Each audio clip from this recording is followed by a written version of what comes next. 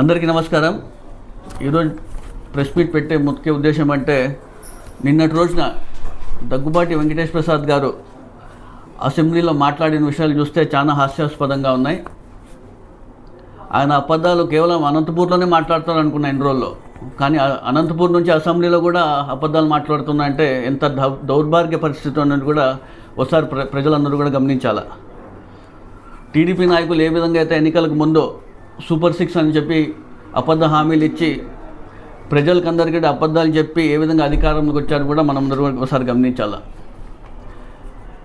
పదే పదే దగ్గుబాటి వెంకటేష్ ప్రసాద్ గారు అవినీతి అక్రమాలు జరిగినాయని చెప్పి ఆరోపణలు చేయడం, వైఎస్ఆర్సీపీ నాయకులపైన బురద చల్లే కార్యక్రమం చేస్తున్న విషయం కూడా మీరు అందరూ ఒకసారి గమనించాలి. ఆయన అధికారంలోకి వచ్చినప్పటి నుంచి కూడా డంప్యార్డ్ సంబంధించి బయోమైనింగ్ ప్రాసెస్లో 23 కోట్ల రూపాయలు అవినీతి జరిగిందని చెప్పి నిన్నటి రోజున మాజీ శాసనసభ్యులు అనంత వెంకటరామరెడ్డి గారి పైన, నా పైన అవినీతి అక్రమాలు జరిగాయని చెప్పి అసెంబ్లీలో మాట్లాడితే ప్రజలు ఏమైనా నిజమే అనుకుంటారేమో అని చెప్పి ఆయన మాట్లాడడం కూడా చాలా హాస్యాస్పదంగా ఉన్నాయి. ముందుగా డంప్యార్డ్ సంబంధించి ఒక చిన్న క్లారిటీ ఇస్తాను నేను మీ అందరికీ కూడా. గత 30-40 సంవత్సరాలుగా పేరుకుపోయిన చెత్తను వైఎస్ఆర్సీపీ ప్రభుత్వంలో జగన్మోహన్ రెడ్డి గారు, అదేవిధంగా అనంత వెంకటరామరెడ్డి గారి చొరవతో బయోమైనింగ్స్ ప్రాసెస్కి 23 కోట్ల రూపాయలతో టెండర్స్ని పిలిచడం జరిగింది. అక్కడ 2021 నాటికి 3,32,485 మెట్రిక్ టన్స్ అక్కడ ఉందని చెప్పి కూడా నిర్ధారించడం జరిగింది. అదేవిధంగా స్వచ్ఛాంధ్ర కార్పొరేషన్స్ వాళ్ళు 800 రూపీస్ పర్ మెట్రిక్ టన్స్ అని చెప్పేసి కూడా ఈ టెండర్ని కూడా పిలిచడం జరిగింది. నోవస్ గ్రీన్ సంస్థ, హైదరాబాద్ చెందిన సంస్థకు 13% లెస్ చేయడంతో 689 రూపీస్ పర్ మెట్రిక్ టన్కి వాళ్ళకి ఆ సంస్థకు కూడా ఆ టెండర్ని కూడా తగ్గడం జరిగింది. 2022 జనవరి నాటికి వాళ్ళు ప్రారంభించడం జరిగింది. జనవరి 31, 2023కి మొత్తం పూర్తి కూడా చేసినారని చెప్పేసి Andhra Pradesh urban infrastructure and management limited third party verification అయిన తర్వాత వాళ్ళకి అప్పట్లోనే మూర్తి గారు కమిషనర్ ఉన్నప్పుడు 1,77,00,000 రూపాయలు, అదేవిధంగా భాగ్యలక్ష్మి గారు ఉన్నప్పుడు 3,59,00,000 రూపాయలు. మొన్న కూటమి ప్రభుత్వం ఏర్పాటు అయినాక మేఘస్వరూప్ గారు ఐఏఎస్ గారు దాన్ని వెరిఫై చేసి 4,22,00,000 రూపాయలు కూడా వాళ్ళకి బిల్లులు కేటాయించడం జరిగింది. కానీ దగ్గుబాటి వెంకటేష్ ప్రసాద్ గారు చూస్తే కన్నా 23 కోట్ల రూపాయలు అవినీతి జరిగింది, అక్రమాలు జరిగాయని చెప్పి మాట్లాడతారు. అయ్యా, ఫస్ట్ దీని గురించి అవగాహన చేసుకోండి. మీరు ఎన్ని ఎకరాల్లో ఉన్నది, ఎక్కడుంది, ఏ విధంగా ఉంది.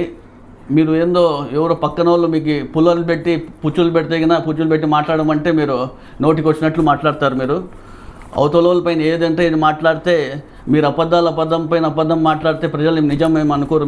మీరు ఎంత అసెంబ్లీలో మాట్లాడినా కూడా ప్రజలు ఎవరు దీన్ని నిజంగా ఎవరు అనుకోరు కూడా. ఒకసారి ఆలోచించి మాట్లాడండి. ఏ విధంగా మాట్లాడుతున్నారు, మీరు ఎలా మాట్లాడుతున్నారు ఒకసారి ఆలోచించి మాట్లాడుకుని మీ అందరూ తెలియజేస్తున్నాను. అదేవిధంగా గతంలో ఎన్నికలకు ముందే కొన్ని పత్రికల్లో ఇట్లా బయోమైనింగ్ ప్రాసెస్లో ఏదో అవినీతి జరిగింది అని చెప్పి కొన్ని పత్రికల్లో వస్తే అప్పుడు ఉన్నటువంటి ఎమ్మెల్యే అనంత వెంకటరామరెడ్డి గారే గెస్ట్ హౌస్లో ఒకటి మేము అధికారులతో సమావేశం ఏర్పాటు చేసుకున్నాం. కమిషనర్ గారు కానివ్వండి, ఎస్సీ గారు కానివ్వండి, ఈరు కానివ్వండి, డీలు అందరూ ఉన్నారు. అప్పుడు వారికి కూడా అప్పుడే చెప్పడం జరిగింది, ఇదంతా వెరిఫై చేసిన తర్వాత మేము బిల్లులు చెల్లించాలా అని చెప్పి. మేమే అవినీతి అక్రమాలు చేసి ఇంటికి మా అధికారంలో మేమే ఉంటే మేమే ఎందుకు బిల్లులు చేసుకోలేకపోతాం? ఈరోజు కూటమి ప్రభుత్వం వచ్చినాక 4 కోట్ల రూపాయలు చెల్లించడం జరిగింది. మీరు చూస్తే 23 కోట్ల రూపాయలు దీంట్లో అవినీతి జరిగిందని చెప్పి మాట్లాడతారు. నేను ఇప్పుడు కూడా గత జరిగిన కౌన్సిల్ సమావేశంలో కూడా మీరు కూడా చెప్పడం జరిగింది, అవినీతి ఆరోపణలు ఉన్నాయని. దీనిపై నేను కూడా మీకు అప్పుడే చెప్పాను, ఖచ్చితంగా దీనికి ఎంక్వైరీ చేయాలా, ఎంక్వైరీ చేసిన తర్వాతనే రిపోర్ట్ వచ్చిన తర్వాతనే వాళ్ళు బిల్లులు చెల్లించాలని చెప్పి నేను పదే కూడా చెప్తున్నారు. మీరు కూడా కలెక్టర్ గారికి లేఖ రాయడం జరిగింది, మేము కూడా లేఖ రాశాము, కలెక్టర్ గారికి లేఖ రాయడం జరిగింది.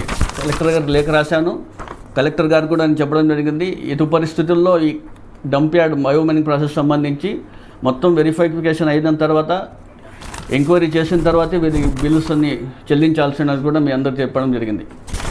అదేవిధంగా డిసెంబర్లో జరిగిన కౌన్సిల్ సమావేశంలో చూస్తే దగ్గుబాటి వెంకటేష్ ప్రసాద్ అప్పుడు ఒక మాట అంటారు.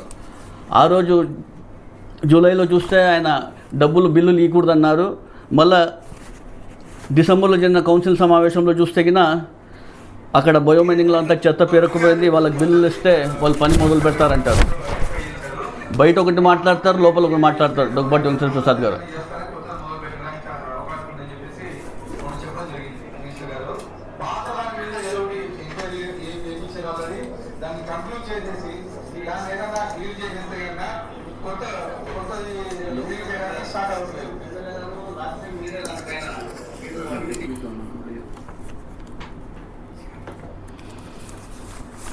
అదేవిధంగా నిన్న జరిగిన అసెంబ్లీ సమావేశాల్లో చూస్తే ఎంక్వైరీ చేయాలా, ఎంక్వైరీ త్వరలో బిల్లు చెల్లించాలా అంటున్నారు. మేము ముందు నుంచి అదే అంటున్నాం, మేము ఎన్నికల ముందు నుంచి కదా అదే మాట అంటున్నాం. మేము ఇది మొత్తం ఎంక్వైరీ చేసిన తర్వాత రిపోర్ట్ ఇవ్వాలని కూడా మేము చెప్పడం జరుగుతుంది. ప్రభుత్వం మీద ఉంది, అధికారంలో మీరున్నారు, రాష్ట్ర ప్రభుత్వంలో మీరే ఉన్నారు, కేంద్ర ప్రభుత్వంలో మీరే ఉన్నారు, కూటమి ప్రభుత్వం ఉంది, మీరు వినే అధికారులు ఉన్నారు. పదే పదే మేము చెప్తున్నాం, ఖచ్చితంగా దీనికి ఎంక్వైరీ చేసిన తర్వాతే బిల్లులు చెల్లిస్తామని కూడా మేము పదే పదే చెప్తున్నాం. మీరేంది అనంత వెంకటరామరెడ్డి గారి గురించి మాట్లాడటము, అవినీతి ఆరోపణలు ఆయన పైన చేస్తున్నారు. మీరు ఎవరి మీద ఏం మాట్లాడుతానో ఒకసారి ఆలోచించి మాట్లాడండి. మీరు 60 సంవత్సరాలు కలిగిన రాజకీయ చరిత్ర కలిగిన అనంత వెంకటరామరెడ్డి గారి పైన మీరు అవినీతి గురించి మాట్లాడుతున్నారు. 60 ఏళ్ళ నుంచి ఏ ఒక మచ్చ లేని రాజకీయ కుటుంబం ఏదైనా మన జిల్లాలో ఉందంటే అనంత వెంకటరామరెడ్డి గారి కుటుంబాన్ని కూడా నేను గట్టిగా చెప్పదలుచుకుంటున్నాను. నాలాంటి నాయకుల్ని నాలాంటి వాళ్ళని ఎంతోమంది రాజకీయ నాయకులు చేసిన ఆ కుటుంబం పైన మీరు ఆరోపణలు చేయడం సరికాదని కూడా మీ అందరూ తెలుస్తున్నాను. ప్రజలందరికీ తెలుసు అనంత వెంకటరామరెడ్డి గారి గురించి. ఆయన ఏ విధంగా నీతిగా ఉంటారు, ఏ విధంగా నిజాయితీగా ఉంటారు కూడా ప్రజలందరికీ తెలుసు.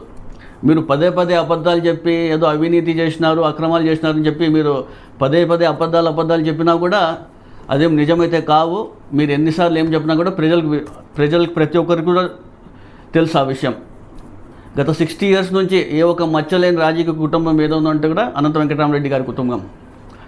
ఈ 9 నెలల కాలంలో మీ పైన ఎన్ని ఆరోపణలు వచ్చినాయో మీరు ఒకసారి మీ ఆత్మవిశ్వాసం చేసుకోవాలని కూడా మీ అందరికీ తెలియజేస్తున్నాను. ఈ 9 months చాలు, ఎన్ని ఆరోపణలు వచ్చినాయి మీ పైన. మీరు మా పైన మాట్లాడడం ఏమనంటే ఒక డమ్మీ మేయర్ని పెట్టుకొని అని మాట్లాడతాను. ఎవరు ఆయన నువ్వు ఏ ఊరు మీదే? ఏదో ఎన్నికల ముందు వచ్చి మీరు సూపర్ మ్యాన్ లాగా వచ్చి ఇక్కడ Super 6 హామీలు ఇచ్చి అధికారంలోకి వచ్చినారు తప్ప మీరు ఏదో మా పైన ఏదేదో మాట్లాడితే కూడా ఊరికే ఉంటాం అనుకున్నారా? ఏదో నేను పుట్టి పెరిగింది డీడే, నేను చదువుకున్నాను, మాది రాజకీయ కుటుంబమే. మా తాతగారు టౌన్ బ్యాంక్ వైస్ ప్రెసిడెంట్గా చేసినారు, టౌన్ బ్యాంక్ మెంబర్గా చేశారు. మాకి అనంతపురంలో పేరున్న కుటుంబం మాది. నోటికి వచ్చినట్లు మాట్లాడితే మేము ఊరికి ఉండే పరిస్థితి ఉండదు. మీరు నోటు అదుపులో పెట్టుకొని మాట్లాడడానికి కూడా నేను దగ్గుబాటి వెంకటేశ్వర ప్రసాద్ని అంటున్నాను. 9 నెలలు అయింది. 9 నెలల్లో 40 కోట్ల రూపాయలకి టెండర్స్ పిలిచాను మేము. ఇంతవరకు ఏ ఒక పని ప్రారంభం కాలేదు, ఏ ఒక పని కూడా పూర్తి చేసిన పాపాన్ని పోలేదు. డమ్మీ ఎవరు చెప్పండి. ఇప్పుడు ప్రతిసారి ఏదో ఒకటి నోటికి వచ్చి మాట్లాడితే కన్నా మేము ఊరికే ఉన్న పరిస్థితి మేము చెప్తున్నాము. 24 గంటలు మేము కానివ్వండి, మా నాయకులు ఎప్పుడు అందుబాటులో ఉంటాం ప్రజలకి. మీరు ఉంటున్నారా చెప్పండి? వారానికి ఎన్ని రోజులు ఉంటున్నారు మీరు అనంతపురంలో? మీరు వారానికి ఎన్ని రోజులు ఉంటున్నారు, ఏ విధంగా అందుబాటులో ఉంటున్నారు కూడా ఒకసారి మీరు అది కూడా చెప్పాలా. డంప్ యార్డ్ షిఫ్టింగ్ అని చెప్పి మీరు హామీలు ఇవ్వడం జరిగింది.